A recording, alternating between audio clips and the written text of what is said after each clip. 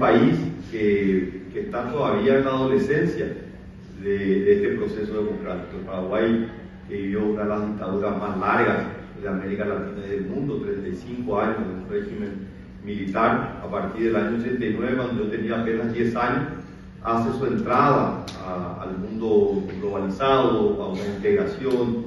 En el año 91 se vio la incorporación de Paraguay, la creación del Mercosur.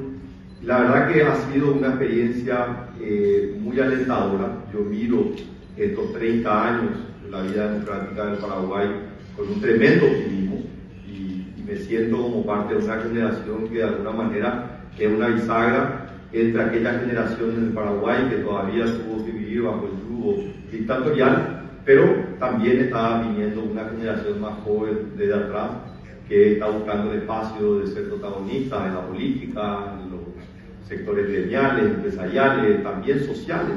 Entonces es muy interesante ver esta dinámica y creo que el lema de esta reunión de los 30 años, la libertad, es lo que tenemos que consolidar y entendemos que en la libertad, la democracia, la participación es la mayor garantía dentro de ese proceso. Yo creo firmemente que a la vida hay que defenderla desde su misma concepción.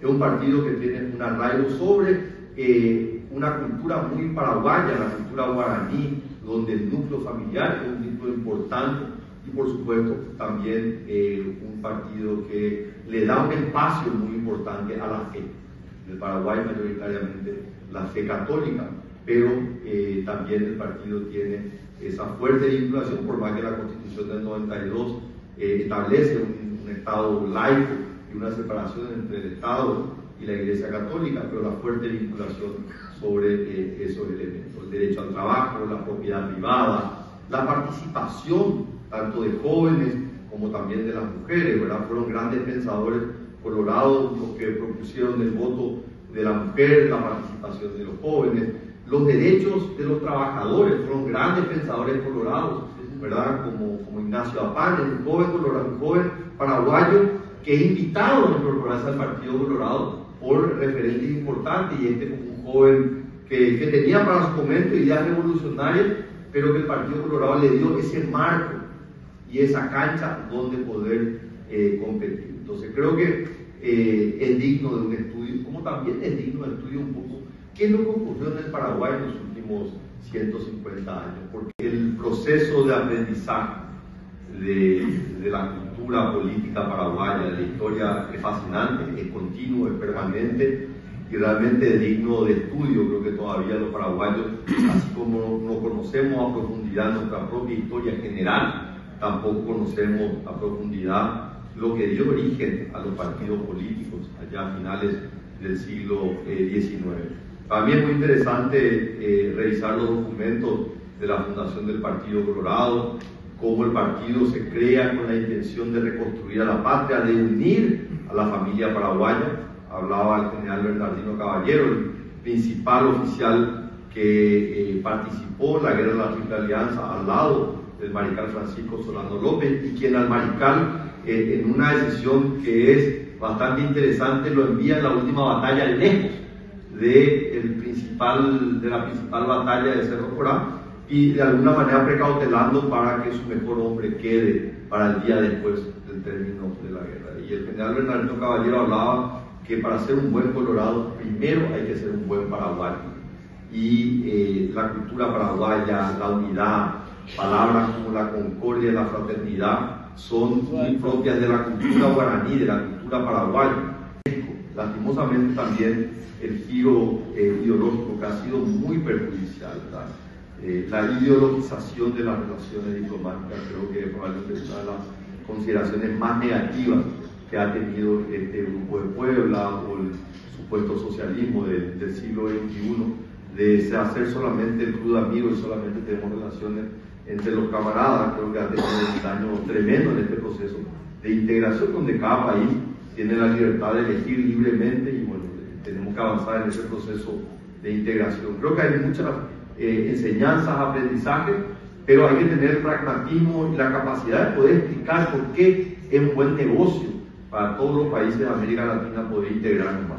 Y el éxito de Asia y cómo Asia puede sostenerse económicamente es justamente la integración económica entre sus países. Lo mismo ha ocurrido con la Unión Europea.